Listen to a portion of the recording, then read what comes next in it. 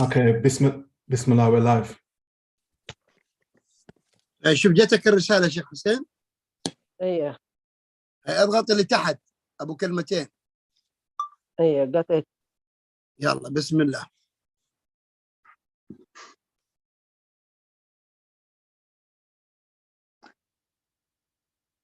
نبدأ شيخ. الله يبارك فيكم شيخنا، إن شاء الله نبدأ. وإذا سمحتم شيخنا، إذا ترجمنا جملة لكان أفضل، حياكم الله. نعم كما حدثنا المشايخ بارك الله فيك. الله يبارك فيكم. بسم الله الرحمن الرحيم. الحمد لله رب العالمين، وصلى الله وسلم وبارك على نبينا محمد وعلى آله وصحبه أجمعين. أسأل الله سبحانه وتعالى بأسمائه الحسنى وصفاته العلى أن يوفقنا وإياكم في هذا المجلس المبارك، أن يكون مجلسا نافعا لنا في العلم النافع، وأن يحثنا على العمل الصالح، وأن يوفقنا وإياكم لسداد القول والعمل. طبعا الأخ الكريم إن شاء الله بالنسبة للترجمة بعد المقدمة تكون اختصارا إن شاء الله. إن شاء الله. So the Sheikh is saying that he will give a short introduction and then the translation will be shorter, the translation period. تفضلوا شيخنا. كما أعلن عن هذا الموضوع أنه سيتعلق بموضوع القبر، ووضعت يعني محاور الحديث عن هذا الموضوع في بعض الأسئلة، لأن الأسئلة تستحث الإنسان على أنه يستوعب الإجابة وأن يتحفز على سماعها. In the name of Allah, and may all praises are due to Allah, and may peace and salutations be showered upon the Messenger of Allah, peace and blessings be upon him. I ask Allah the Most High, through his beautiful names and his lofty attributes, to make this sitting of ours a sitting of beneficial knowledge. And I also ask him that he gives us the success and the inclination to perform righteous actions. To proceed, the topic of the grave, it is a topic that we will approach from the angle of questions and answers. So we will look at the questions that are relating to this topic, and we'll look at the answers so that you as listeners, you can really pay attention to the important aspects of this subject. نعم شيخنا. السؤال الأول هو: هل الحديث في هذا الموضوع وهو موضوع القبر، هل هذا الموضوع مهم حتى نتحدث فيه أو نعقد له مجلسا، أم يعتبر أنه موضوع ليس مهما؟ هذا السؤال سؤال مهم، حتى إذا سمع الشخص الإجابة عنه هذا سيعينه على أنه يركز فيما سيلقى ويستوعب ما يقال إن شاء الله. So the first question that we're looking at is the question of whether this topic is a topic that is of sufficient importance, such that sittings and Islamic gatherings such as this should be dedicated to this topic. And again, I'm asking the question so that the individuals who are listening can gather their thoughts and they can pay attention to the responses and the answers to these key questions. نعم شيخنا. الحديث عن القبر وما أعد الله سبحانه وتعالى فيه من النعيم أو العذاب، نسأل الله سبحانه وتعالى أن يسلمنا جميعا من عذاب القبر، لا شك أنه أمر مهم، لأنه يدخل في الحديث عن أصول الإيمان التي ذكرها النبي عليه الصلاة والسلام في حديث جبريل الطويل. So there is no doubt that talking about the grave and that which the grave encompasses and entails, from the beauties and the bounties of the grave, and also the punishment and the torment of the grave, and we ask Allah to give us deliverance from this. It's without doubt that this is something that's very important, and it's a subject that comes under the topic of the fundamentals of the religion, the usul of the deen. And these fundamentals have been explicitly stated in the hadith, in the narration of the angel Gabriel, the hadith of Jibreel. نعم شيخنا. النبي عليه الصلاة والسلام أخبرنا في حديث جبريل أن هذا الدين له أركان 6، بمعنى أن النبي صلى الله عليه وسلم ذكر في هذا الحديث 3 مراتب لهذا الدين. المرتبة الأولى هي مرتبة الإسلام، والمرتبة الثانية هي مرتبة الإيمان، والمرتبة الثالثة هي مرتبة الإحسان. المرتبة الوسطى هي الإيمان، ذكر لها النبي صلى الله عليه وسلم الأركان 6 المعلومة. قال النبي صلى الله عليه وسلم: الإيمان أن تؤمن بالله وملائكته وكتبه ورسله واليوم الآخر. The Prophet, peace and blessings be upon him, in this narration, the narration of the angel Gabriel, he told us that the religion and the faith, it has 6 pillars. And this is through the fact that he mentioned that the religion in and of itself is of 3 levels. So the first level being the level of Islam. The second level, the level of being al-Iman. And al-Iman you could translate as faith. The third level is the level of Ihsan. And Ihsan you could translate as doing something perfectly or doing something very well. So there are 3 levels of this religion. The second of these levels, the level of faith or Iman, the Prophet, peace and blessings be upon him, in this narration, he explained that it has 6 pillars to it. To believe in Allah, to believe in his angels, to believe in his books, to believe in his messengers, to believe in the last day, and to believe in the pre-decree of Allah the Most High. نعم شيخنا. شيخ أحسن الله إليك. الحديث ورد فيه قوله عليه الصلاة والسلام اليوم الآخر. اليوم الآخر هو اسم لكل ما يحدث للمؤمن بعد موته من دخول القبر، وما يحصل له في القبر من نعيم أو عذاب أو سؤال الملكين أو نحوها مما ورد في الأحاديث عن النبي عليه الصلاة والسلام، وورد في الآيات الكريمة من نعيم القبر وعذابه. على سبيل المثال قال النبي صلى الله عليه وعلى آله وسلم في الحديث، حديث البراء بن عازب في الصحيحين، قال: المسلم إذا سئل في القبر يشهد أن لا إله إلا الله وأن محمدا رسول الله، فذلك قوله يثبت الله الذين آمنوا بالقول الثابت.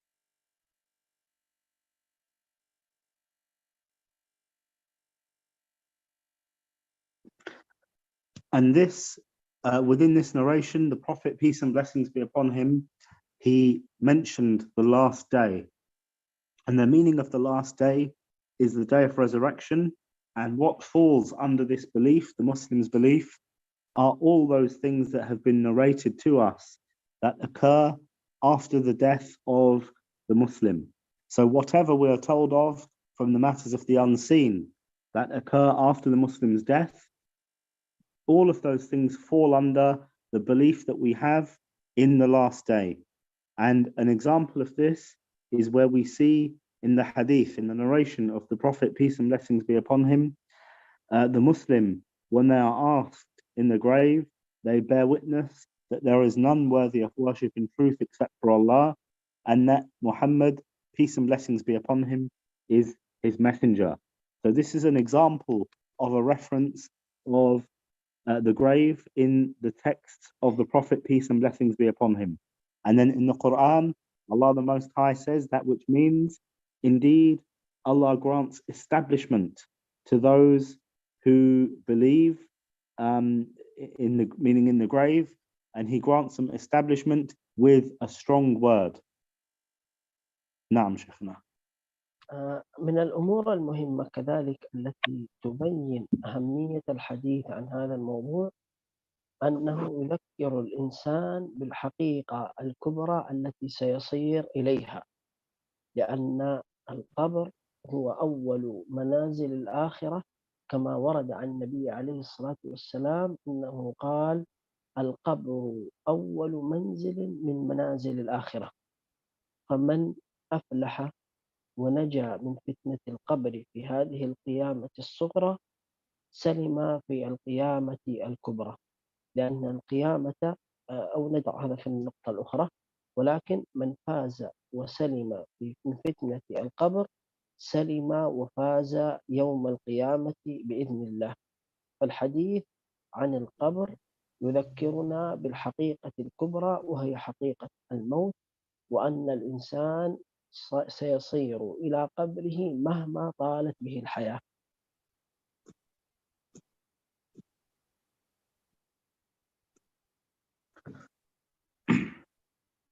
The importance of this subject can be seen through or by virtue of the fact that when we talk about it, we see the reality of the life that we live, the reality that we will die and that we will go to our graves. And that in fact, the grave is the first station of the stations that we will go through in our journey in the hereafter.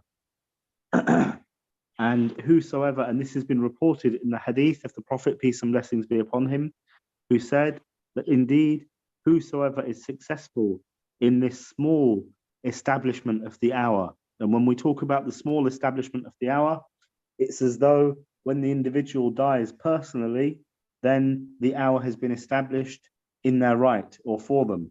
So the Prophet, peace and blessings be upon him, said, whosoever is successful in this small hour or the small establishment of the hour, they will be successful in the greater one, meaning they will be successful on the day of resurrection. So this topic, it shows and highlights the importance of the reality of death and the fact that all of us will face this no matter how long our lives are and how long we live for and how long we stay upon this earth. All of us will face the challenge of and the reality of death by Allah's will. نعم شيخنا. من الأمور المهمة كذلك التي ينبغي التنبيه عليها في مسألة الحديث عن القبر، أن الحديث عن القبر يحث الإنسان على الإكثار من الأعمال الصالحة والكف عن الأعمال السيئة واجتنابها. كان عثمان رضي الله عنه فيما أخرجه الترمذي وغيره إذا ذكر عنده القبر أو وقف عليه بكى، وإذا ذكرت عنده الجنة والنار لا يبكي، وإذا تذكر القبر بكى. فسأله الناس عن ذلك فقال ربما نترجم فيما بعد حتى لا تطيل الجملة. أثابكم الله شيخنا. And from the benefits and the fruits of talking about the grave is that talking about the grave and its reality encourages people to do good and righteous actions, and it encourages them to stay away from those things that they have been prohibited from. And it has been mentioned, Sheikhna, عن عثمان في الترمذي في جامع الترمذي. نعم أحسن الله إليك. Allah يبارك فيكم. It's been mentioned on the authority of Uthman, may Allah be pleased with him, and collected by Imam at-Tirmidhi in his book of narrations, that when the grave was mentioned to Uthman, he would start to weep, and when the paradise was mentioned to him, he would stop weeping, and then the people asked him about this, and he said, "Naam Sheikhna." لما سئل رضي الله عنه ما سبب بكائك حينما تذكر القبر ولا تبكي حينما تذكر لك الجنة والنار، فقال سمعت رسول الله صلى الله عليه وسلم يقول القبر أول منزل من منازل الآخرة، فإن نجا منه فما بعده أيسر منه، وإن لم ينج منه فما بعده أشد منه.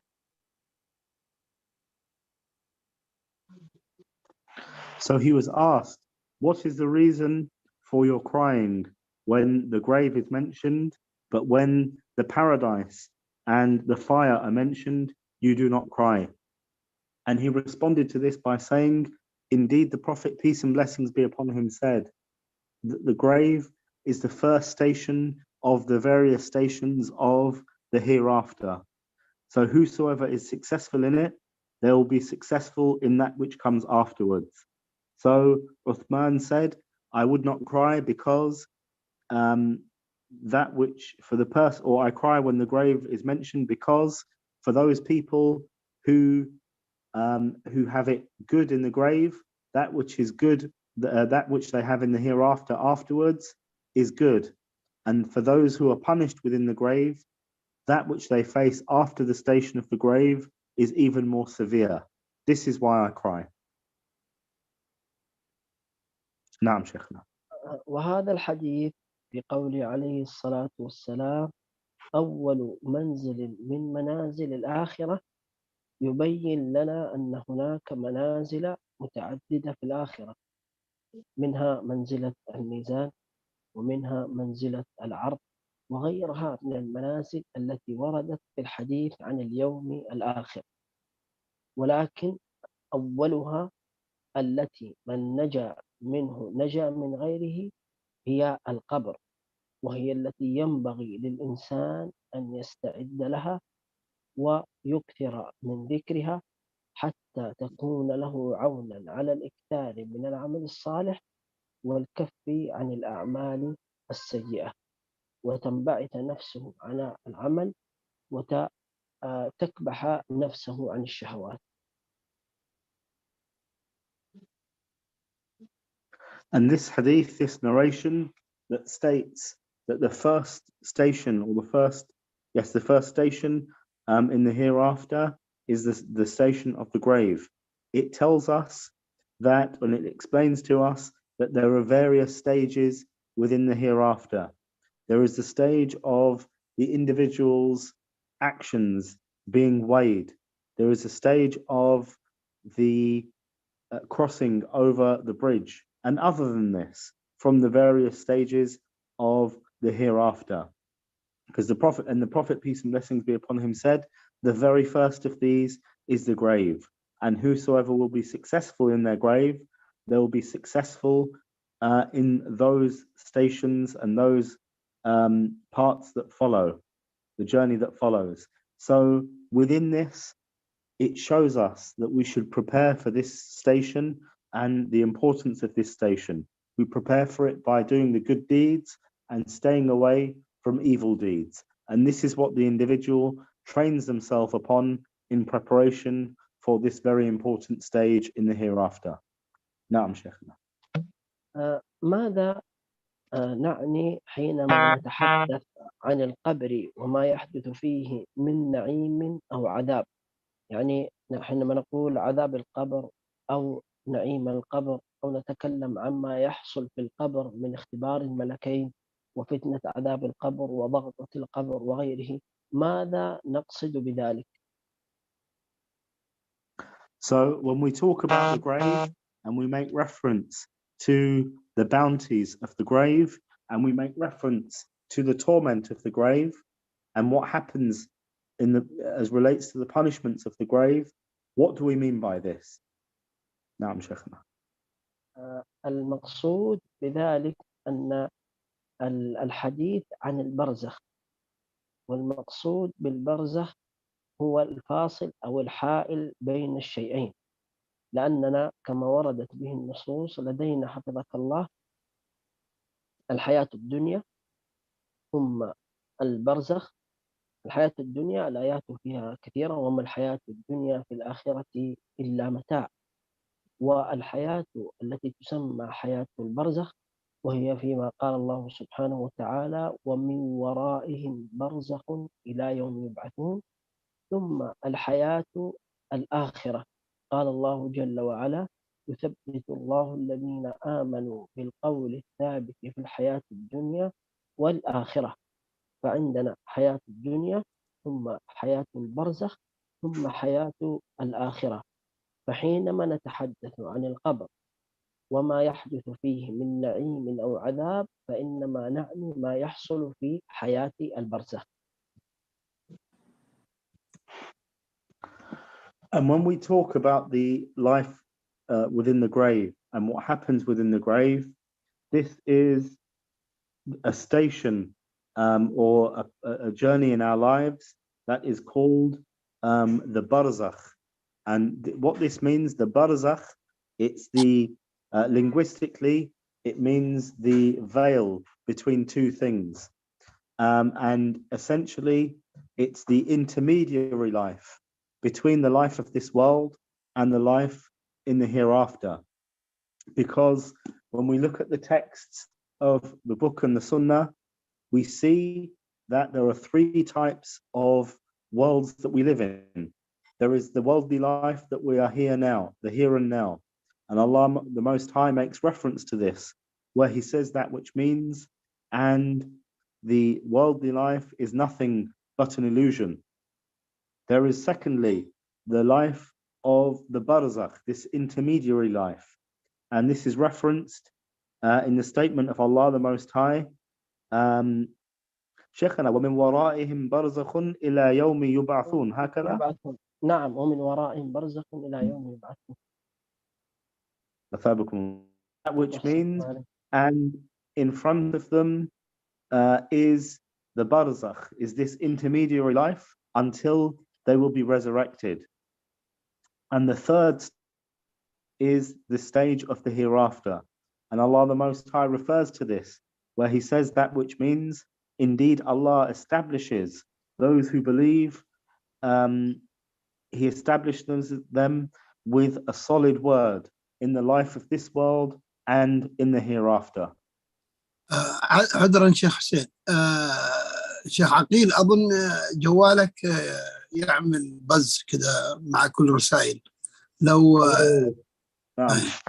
الله أثابكم الله شيخنا. الله يبارك فيكم. تفضل شيخ حسين.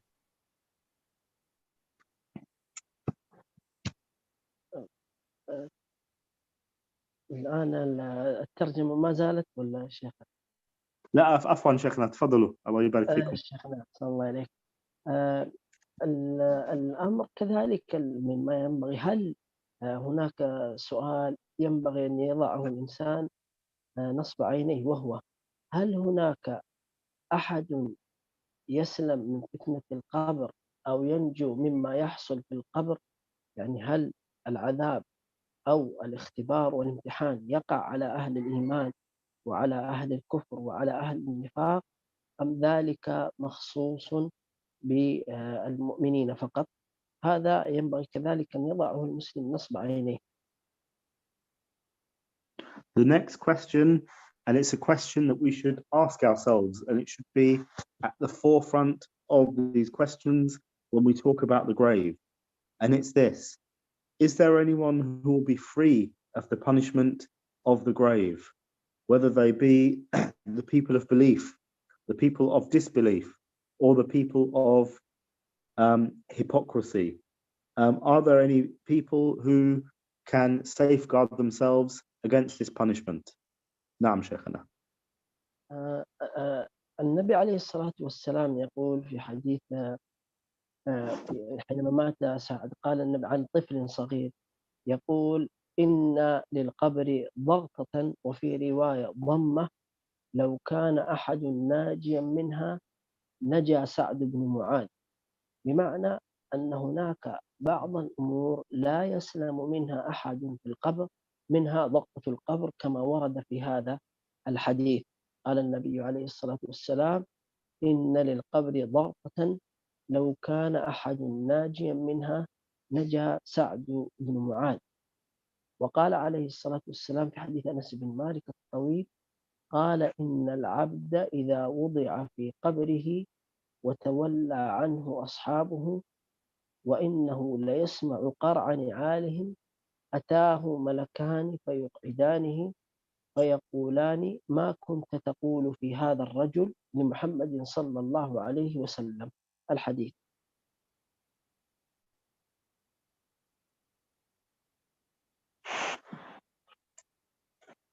وشيخنا الله يبارك فيكم، بالنسبة للحديث الأول لو كان أحدا يسلم من قال إن ضربة للقبر، إن الحديث حديث عائشة رضي الله عنها قالت قال النبي صلى الله عليه وسلم إن للقبر ضغطة لو كان أحد ناجيا منها نجا سعد بن معاذ. وشيخنا المقصود بضغطة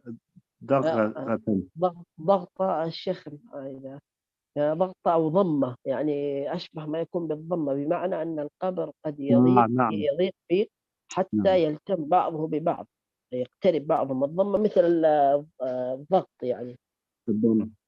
الله يبارك فيكم. نعم الله يبارك فيكم. استبقكم الله.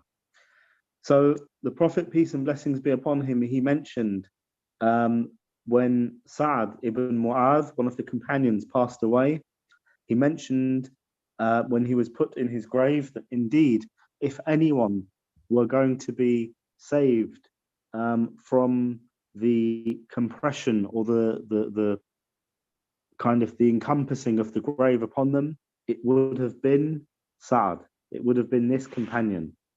And in the hadith, the narration of Anas ibn Malik, may Allah be pleased with him, where the Prophet, peace and blessings be upon him, said, describing the person who has been put into the grave, when their companions then leave them and the individual hears their footsteps walking away, then the angels will descend upon that individual who's in the grave and they'll ask him or her, what did you say about this man? i.e., what did you say about the Prophet sallallahu alaihi wasallam? Peace and blessings be upon him. Naam Shaykhana. وكذلك ربما الحديث الأول وهو أن العبد، الحديث الآخر أن العبد إذا وضع في قبره أتاه ملكان. الحديث في الصحيحين وفي رواية الترمذي أسودان أزرقان، أي أنه لا أحد إلا ولا بد أن يفتن ويختبر في قبره. And the second hadith, it indicates that the slave, when they are put into their grave and they're settled there, that they'll be questioned by angels. And in the narration collected by Imam at-Tirmidhi, it's mentioned that these angels are black and blue in color.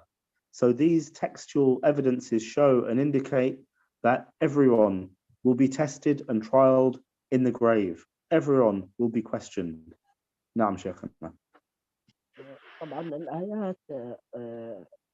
الآيات الواردة في عذاب القبر والأحاديث الواردة في عذاب القبر متواترة وكثيرة كما نص على ذلك أهل العلم، ولكن من باب ذكر الآيات الدالة على ذلك والأحاديث الدالة على ذلك نذكر بعضا منها، مثل قوله سبحانه وتعالى سنعذبهم مرتين ثم يردون إلى عذاب عظيم.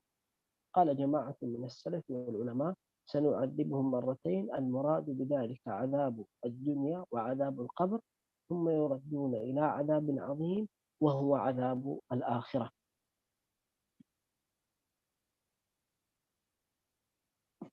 The textual evidences that show that the punishment of the grave will take place and is a truth, there are very, very many. And there are texts from the Quran and from the Sunnah, from the text of the Prophet, peace and blessings be upon him, to the extent that they reach the level of mutawatir. It means that they have been reported through so many chains and so many times, there is a high degree of certainty that it is true. So they have been reported to this degree. الدليل الآخر قوله سبحانه وتعالى ولنذيقنهم من العذاب الأدنى دون العذاب الأكبر. العذاب الأدنى قال البراء بن عازب ومجاهد وغيرهم من الأئمة عذاب القبر، والعذاب الأكبر هو عذاب يوم القيامة بدخول النار. شيخ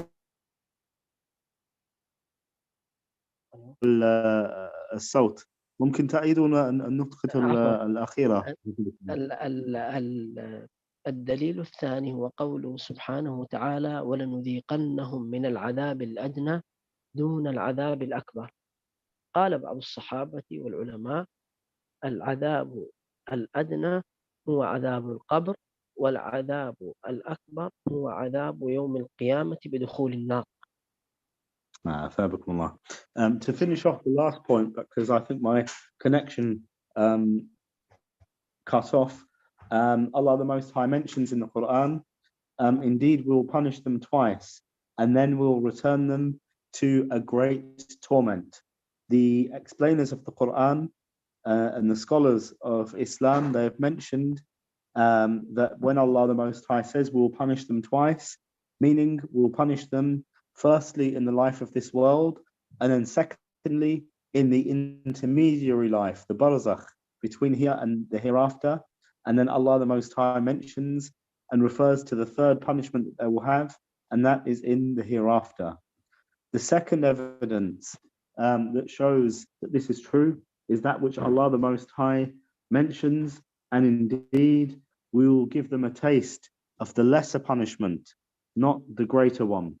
And the scholars and interpreters of the Quran have interpreted the lesser punishment as being the punishment of the grave, and the greater punishment as being the punishment of the hereafter. نعم شيخنا.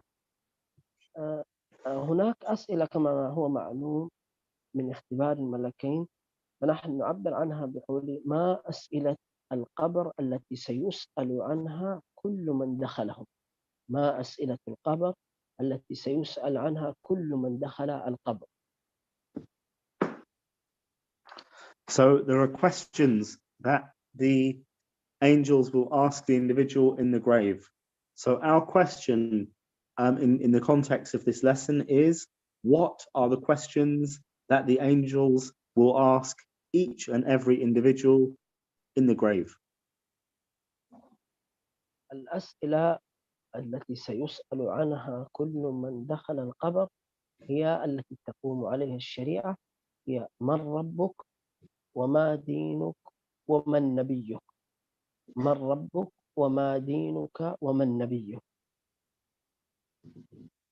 So the questions, the three questions that each and every individual will be asked in the grave are, firstly, who is your Lord? The second one, what is your religion or your faith? And the third, who was the individual who was sent unto you? نعم شيخنا. المؤمن كما نعلم أنه إذا سئل المؤمن فيقول ربي الله ونبي محمد وديني الإسلام. The believer will respond to these questions by saying, indeed my Lord is Allah, my prophet is Muhammad, peace and blessings be upon him, and my faith, my religion is al-Islam. وأما المنافق كما ورد في الحديث أن النبي صلى الله عليه وسلم يقول المنافق سمعت الناس يقولون شيئا فقلته. يقول سمعت المنافق يقول سمعت الناس يقولون شيئا فقلته لا أدري سمعت الناس يقولون شيئا فقلته. And it's been reported that the hypocrite will respond in the grave and they'll say, I don't know, I heard the individuals or I heard the people saying something and I said something like it, or I copied them. I don't know, I heard the people say something, so I said what they said. I don't know, I heard the people saying something, so I said what they said. نعم شيخنا. الكافر كذلك سيكون جوابه أنه لا يعرف.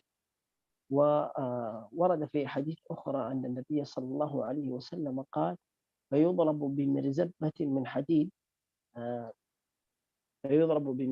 من حديد يسمعها كل شيء إلا الثقلان.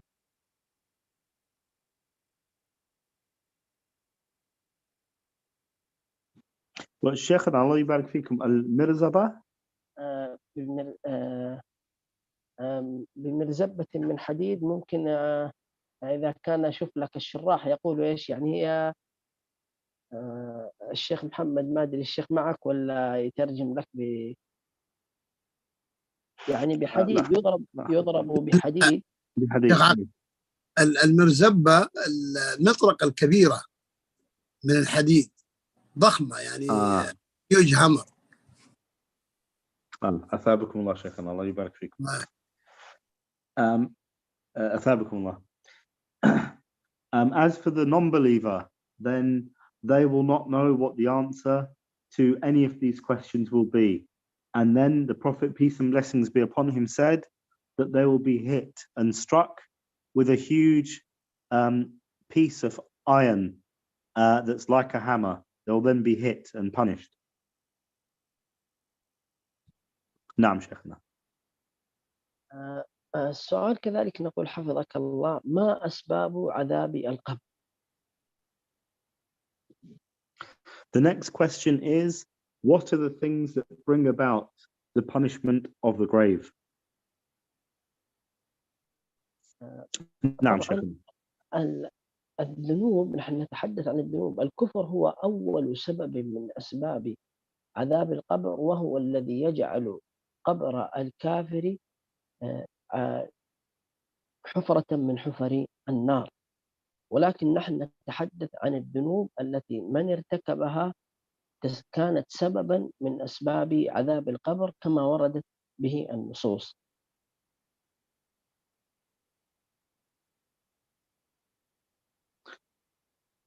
So the first of these sins that cause the individual to be punished in the grave is the gravest of those sins, and that is disbelief in Allah the Most High.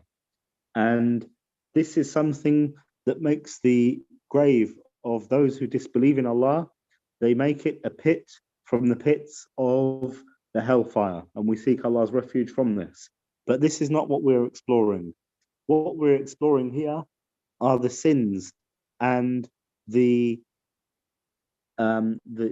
things that the individual commit, the actions that they commit that cause them to increase in their punishment in the grave. نعم شيخ. ورد في النصوص أن هناك بعض الذنوب التي يعذب الله سبحانه وتعالى عليها في القبر، وهي منها كما ذكر في حديث عبد الله بن عباس رضي الله عنه عن النبي صلى الله عليه وسلم قال: مر النبي صلى الله عليه وسلم بقبرين فقال: أما إنهما لا يعذبان وما يعذبان في كبير. ثم قال: بلى، أما أحدهما فكان يمشي بالنميمة، وأما الآخر فكان لا يستتر من بوله. فهذا الحديث ذكر فيه النبي صلى الله عليه وسلم ذنبين من الذنوب، وهي من كبائر الذنوب، أحدهما النميمة، والثاني عدم الاستتار والتنزه من البول.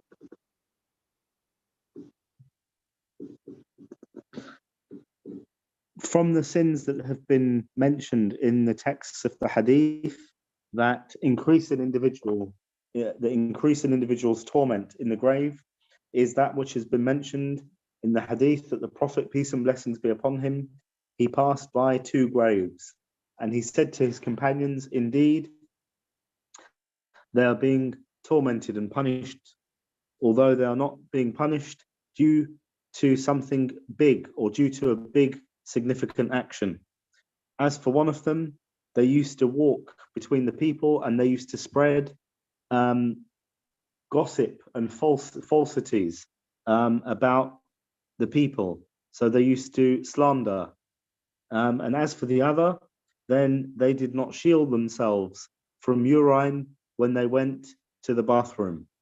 So these are two grave sins, although they are not big in the sense of them being big, significant endeavors. However, they are big and weighty on the scale of evil deeds. And there are two evil deeds that increase an individual in their punishment in the grave. نعم شيخنا. من التنبيه كذلك أن النبي عليه الصلاة والسلام ورد في الحديث عند الإمام أحمد بن ماجه وغيرهما أن النبي عليه الصلاة والسلام قال: أكثر عذاب القبر من البول، أكثر عذاب القبر من البول، أي أن هذا أحد أكثر الأسباب التي يعذب بها الإنسان في قبره، وهو عدم التطهر مما يحصل منه من النجاسات.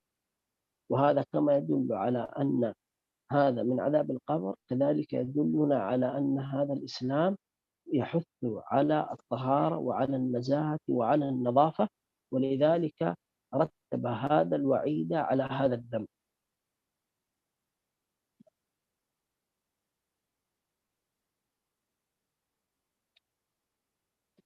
And it's been reported on the authority or on the Prophet, peace and blessings be upon him, and collected by Imam Ahmad and Imam Ibn Majah, may Allah have mercy upon them both, that the Prophet, peace and blessings be upon him, said, the most of the punishment of the grave is due to urine, i.e., it's due to the people not cleaning themselves sufficiently and properly after relieving themselves in the bathroom.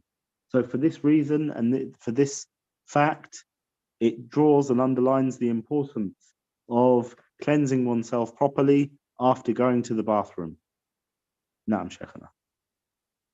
وهناك كذلك بعض الذنوب وردت فيها أحاديث، منها حديث سمرة بن جندب رضي الله عنهما في الصحيح، وهو حديث طويل مشهور بحديث الرؤيا.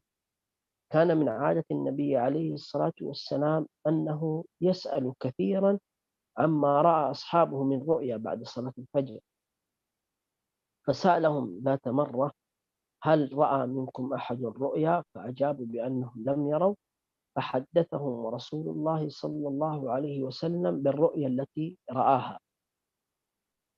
فكان من ضمن ما رأى عليه الصلاة والسلام عذاب من يهجر القرآن، ومن وقع في الزنا، ومن أكل الربا. فهذه الذنوب، هجر القرآن والزنا والربا، من الأمور التي وردت الأخبار بأنها من أسباب عذاب القبر.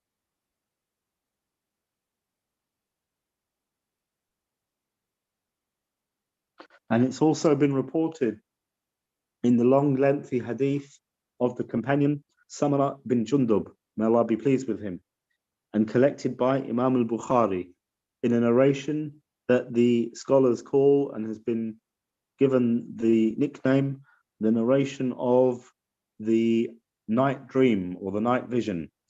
And this is that the Prophet, peace and blessings be upon him, after the Fajr Salah, after the Fajr prayer, he would sit after the prayer and he would ask his companions, did any of you see anything in their sleep? And he asked this one day after Fajr, and nobody had seen anything. So then the Prophet, peace and blessings be upon him, then proceeded to tell the people about what he had seen himself in his dream. And from what he had seen in his dream was a people punished in the grave, and that was due to three reasons. There were some people who were punished due to their being negligent and unmindful and heedless of the Quran. There were some who were being punished due to their carrying out illicit sexual activities like fornication. And there were some who were punished due to their partaking in interest-bearing transactions.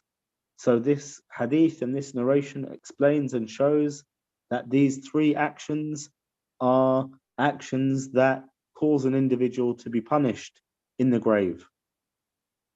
نعم شيخنا. السؤال قبل الأخير إن شاء الله هو: ما الأعمال التي تنجي من عذاب القبر؟ So the penultimate question is, what are the actions that give an individual deliverance and save an individual from the punishment of the grave? نعم شيخنا. أولها وأهمها هو الدعاء. لما ورد في الحديث عن النبي عليه الصلاة والسلام من حديث عبد الله بن عباس رضي الله تعالى عنهما أن النبي صلى الله عليه وسلم كان يعلمهم الدعاء، أي دعاء الاستعاذة من عذاب القبر، كما يعلمهم السورة من القرآن. قال عبد الله بن عباس: كان النبي صلى الله عليه وسلم يعلمنا هذا الدعاء كما يعلمنا السورة من القرآن، يقول: قولوا اللهم إني أعوذ بك من عذاب جهنم وأعوذ بك من عذاب القبر، وأعوذ بك من عذاب القبر. الدعاء من أهم الأسباب التي تنجي من عذاب القبر، بل صح الصحيحين من حديث عائشة رضي الله تعالى عنها قالت: ما رأيت رسول الله صلى الله عليه وسلم صلى صلاة إلا تعوذ من عذاب القبر.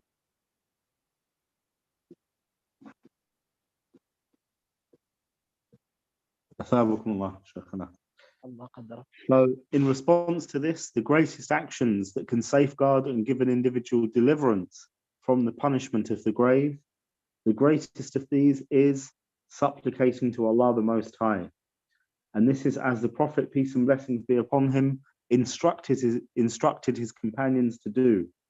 In the hadith reported by or narrated by Abdullah ibn Abbas, may Allah be pleased with them both, who said, indeed the Prophet, peace and blessings be upon him, he taught us the supplication for seeking Allah's refuge from the punishment and torment of the grave, just as he would teach us a chapter of the Quran. So just as he would teach a chapter of the Quran, he would teach the companions this supplication against the punishment of the grave. And the supplication was, O Allah, I seek refuge with you from the punishment of the fire, and I seek refuge with you from the punishment of the grave. And also, in the two books, the two authentic collections of Bukhari and Muslim, on the authority of Aisha, the mother of the believers, may Allah Azza wa Jal be pleased with her, who said, indeed, I never saw that the Prophet, peace and blessings be upon him, ever prayed except that he would seek refuge from the punishment of the grave. نعم شيخنا. الأمر الثاني وهو المهم، وهو الذي ينبغي أن نحرص عليه جميعا، وأنا أولكم بلا شك بعد سماعنا لمثل هذا، هو كثرة الأعمال الصالحة والتوبة والاستغفار إلى الله. فإن هذه الأمور هي التي تدفع عن المقبور العذاب، كما ورد في الحديث من حديث أبي هريرة رضي الله تعالى عنه قال: إن الميت إذا وضع في قبره إنه يسمع خفق نعالهم، إلى آخر الحديث، إلى أن قال عليه الصلاة والسلام: فإن كان مؤمنا كانت الصلاة عند رأسه، وكان الصيام عن يمينه، وكانت الزكاة عن شماله، وكان فعل الخيرات من الصدقة والصلة والمعروف والإحسان إلى الناس عند رجليه. بمعنى، حتى نختصر معنى الحديث، أن الأعمال الصالحة تحوط هذا الرجل من رأسه ومن قدميه وعن يمينه وعن شماله. فإذا جاء العذاب وأراد أن يصل إلى هذا المقبور، قالت الصلاة: ليس له مدخل من قبلي، وقال الصيام: ليس له مدخل من قبلي، وقال فعل الخيرات من الصدقة والصلة والمعروف والإحسان إلى الناس: ليس له قبل أو مدخل من قبلي. سبحان الله شيخنا. وشيخنا الصيام كان على اليمين والزكاة على الشمال. نعم، الصلاة عند رأسه، وكما تعلم أن الرأس أشرف الأعضاء بعد القلب بنتكلم عنه، فهو في أعلى مكان، لأن ذروة قال النبي صلى الله عليه وسلم: وعموده الصلاة. فقال: الصلاة عند رأسه، والصيام عن يمينه، والزكاة عن شماله. ثم قال: وكان فعل الخيرات من الصدقة والصلة والمعروف والإحسان إلى الناس عند رجليه. أثابكم الله شيخنا. أحسن الله إليك. The second of the means to protect and safeguard oneself against the punishment and torment of the grave, and it's something that we should pay particular attention to, including me as the speaker and me as the translator, all of us, is that the individual should try to do many good, righteous deeds, and they should also seek repentance to Allah, the Most High, and they should seek His forgiveness. And this is as indicated in the hadith of the Prophet, peace and blessings be upon him, and it's the hadith of Mughira, may Allah be pleased with him, that the Prophet, peace and blessings be upon him, said, and it's a long hadith. He started off by talking about the deceased, and then he said, sallallahu alaihi wasallam, peace and blessings be upon him, and if they were a believer, then the prayer would be at their head. And this indicates the virtue of the prayer, because this is the noblest part of the body after the heart. The prayer will be at their head. Their fasting will be on their right. The zakah, the obligatory charity that they would pay would be on their left. Their good deeds will be at their feet. So the acts of optional charity that they would give, the acts of maintaining good ties of relation with their relatives, the acts of goodness that they would do to others, all of these actions will be at their feet. So the individual will be encompassed and enveloped with their righteous actions, such that when they would try to be punished, the prayer will say, you cannot enter from here, meaning the head. And then from the right, the fasting will say, you cannot enter from here. And on the left, the zakah, the obligatory charity that they would pay, would say, you cannot enter from here. And then from the feet, the good actions that they committed and they did would say, you cannot enter from here. So it is as though their actions cause a barrier to be put up for the person. نعم شيخنا. هناك بعض الأعمال الفاضلة التي ورد في النصوص أن صاحبها ينجو من عذاب القبر، ونذكرها مجملة اختصارا للوقت دون ذكر أدلتها، منهم الشهيد والمرابط في سبيل الله والذي يموت يوم الجمعة عند من يصحح هذا الحديث.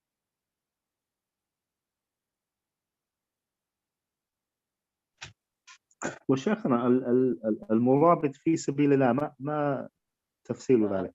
المرابط في سبيل الله هو الملازم لثغر من ثغور المسلمين. على سبيل المثال يوجد مكان معين، فيوجد من هو ملازم في هذا المكان حتى لا يدخل على المسلمين أحد منه، فهو في معنى الملازمة. يا أيها الذين آمنوا اصبروا وصابروا ورابطوا.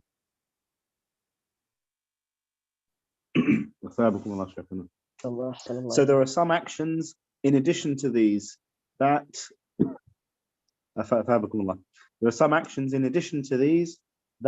protect an individual from the punishment of the grave. And due to the time, we'll just mention the actions in summary without mentioning their respective evidences from the book and the sunnah. So some of these actions are the individual being martyred in the way of Allah, the Most High. The second, the individual who would stay at the boundaries of the Muslim lands, at the borders of the Muslim lands, and they would show the Islamic might, they would show the strength of the Muslim armies, and they would also guard the borders from invasion. And then also the individual الشهيد والمرابط والثالث شيخنا عفوا الذي يموت يوم الجمعة عند من يصحح هذا الحديث. أثابكم الله. And the third is the individual who dies on the Friday, and this is in the view, the person who dies on Friday, in the view of those scholars who authenticate this narration. Some of the scholars authenticate it and they take this view. Others will not have not authenticated it so they do not take this view. نعم شيخنا. الوقت طبعا انتهى، ولكن أنا أخذ منكم 4 دقائق لأهمية أخذ آخر سؤال كما تقدم.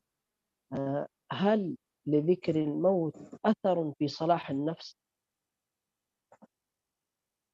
So the time is pressing, but we'll take a few more minutes for this last question.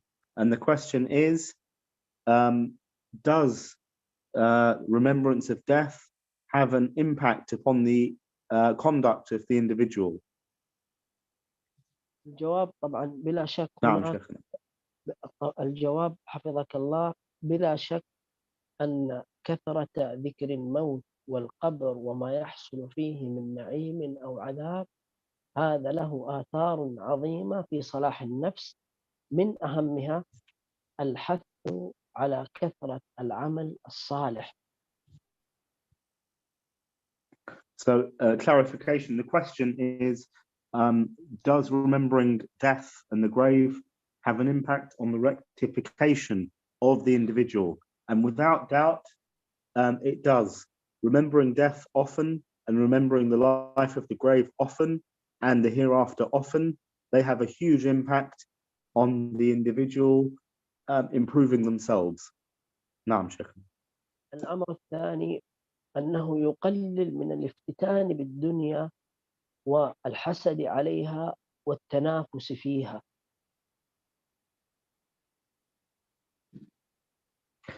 The second thing is that mentioning death and being aware of it, it gives an individual lesser importance, or that it gives the life of this world lesser importance in the eyes of the individual, so that they do not chase after it, nor are they jealous over it, nor is it their real pursuit.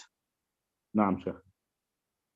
قال القرطبي رحمه الله تعالى، وهو خاتمة هذا الجواب، قال القرطبي رحمه الله تعالى: قال العلماء عن ذكر الموت: تذكر الموت يردع عن المعاصي ويلين القلب القاسي ويذهب الفرح بالدنيا ويهون المصائب فيها.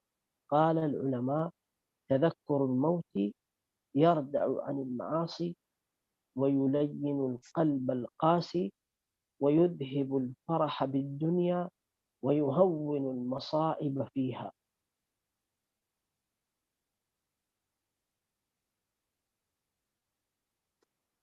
And Imam al-Qurtubi, and this is the end and the final part of the answer of this question, he said that the scholars have said, remember death often, for indeed it will cause you to disobey Allah less, and it will soften the heart that is hard, and it will وشيخنا الفقرة الأخيرة يلين القلب القاسي ثم ويذهب الفرح بالدنيا ويهون المصائب فيها. أثابكم الله. And it causes being pleased with the life of this world to be gone, and it also makes the worries of this life go as well. نعم شيخنا. أخيرا حفظك الله، نحن نعلم أننا الله سبحانه وتعالى جعل طبيعة الإنسان أنه ينسى. قال الله سبحانه وتعالى: ولقد عهدنا إلى آدم من قبل فنسي ولم نجد له عزما. فطبيعة الإنسان خلقه الله سبحانه وتعالى أنه نساء، وما سمي الإنسان إلا لنفسه ولا القلب إلا أنه يتقلب. فطبيعة البني آدم أنه كثير النسيان ويحصل له شيء من الغفلة. فأراد النبي صلى الله عليه وسلم أن يجعل الآخرة نصب أعيننا حتى لا نفتن بهذه الدنيا. فقال عليه الصلاة والسلام: لكي يبقى الإنسان متذكرا دائما بالآخرة، قال: زوروا القبور فإنها تذكركم الآخرة. The nature of us human beings and people in a general sense is that we forget. we are unmindful and we are heedless. And Allah the Most High said about this, that indeed we gave the covenant to Adam, our father, but he forgot. So the hearts of the children of Adam, they are prone to forgetting and they are prone to heedlessness. And Allah the Most High, He wanted to make the life of the hereafter at the foremost of our consciousness and at the foremost of our remembrance. And the Prophet, peace and blessings be upon him, he gave us a great piece of advice as to how we can achieve this and how we can do this. And the Prophet, he said, peace and blessings be upon him, visit the graves, for indeed they will remind you of death. Naam, Shaykhana. أسأل الله سبحانه وتعالى أن يجعل مجلسنا هذا مجلسا مرحوما، وأن يجعل تفرقنا من بعده تفرقا معصوما، وأن يوفقنا وإياكم للعلم النافع والعمل الصالح، وأن يجعل ما قلناه وما ترجمناه وما تفضل به كل من شارك فيه خالصا لوجه الكريم، وأن يعفو عنا فيما قصرنا فيه. وصلى الله وسلم على نبينا محمد وعلى آله وصحبه وسلم.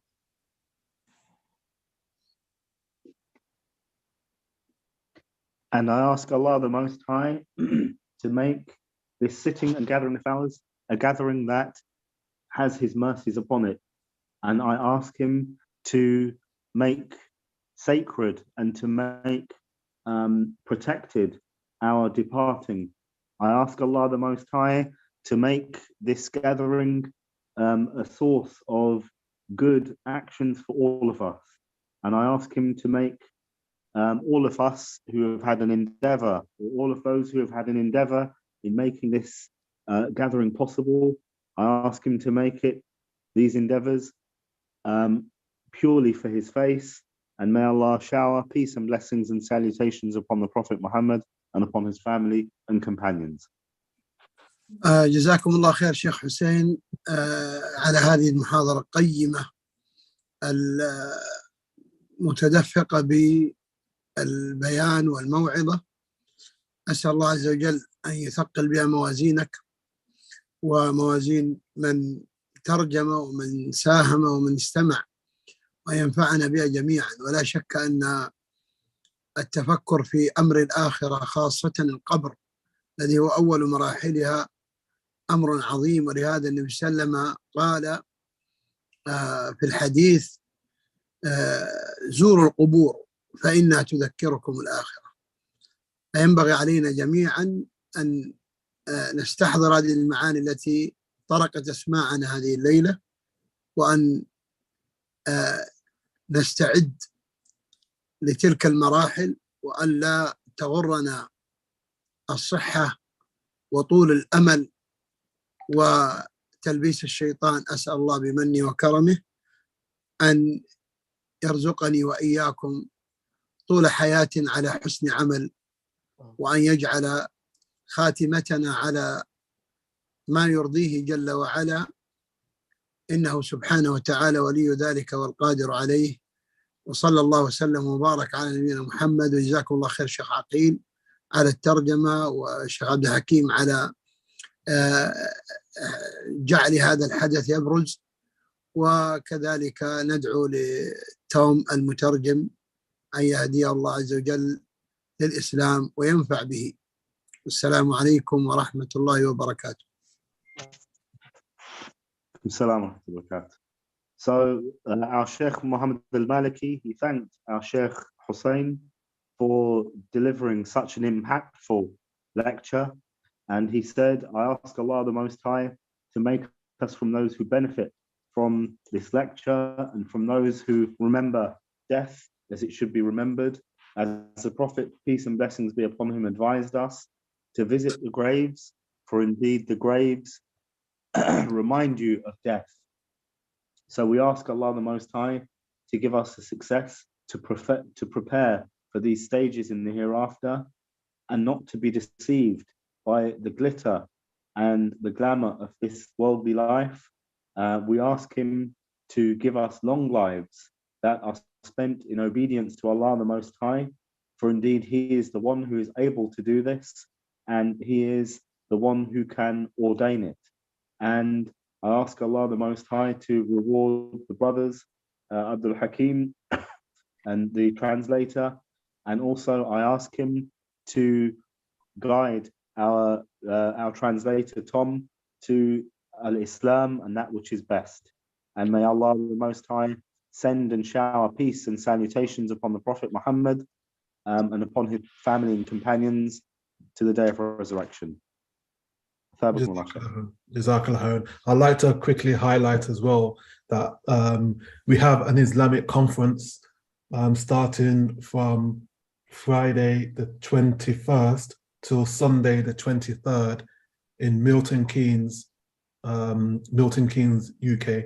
You can visit the website islamfordeaf.co.uk or themuslimshow.tv to get all the information there, inshallah.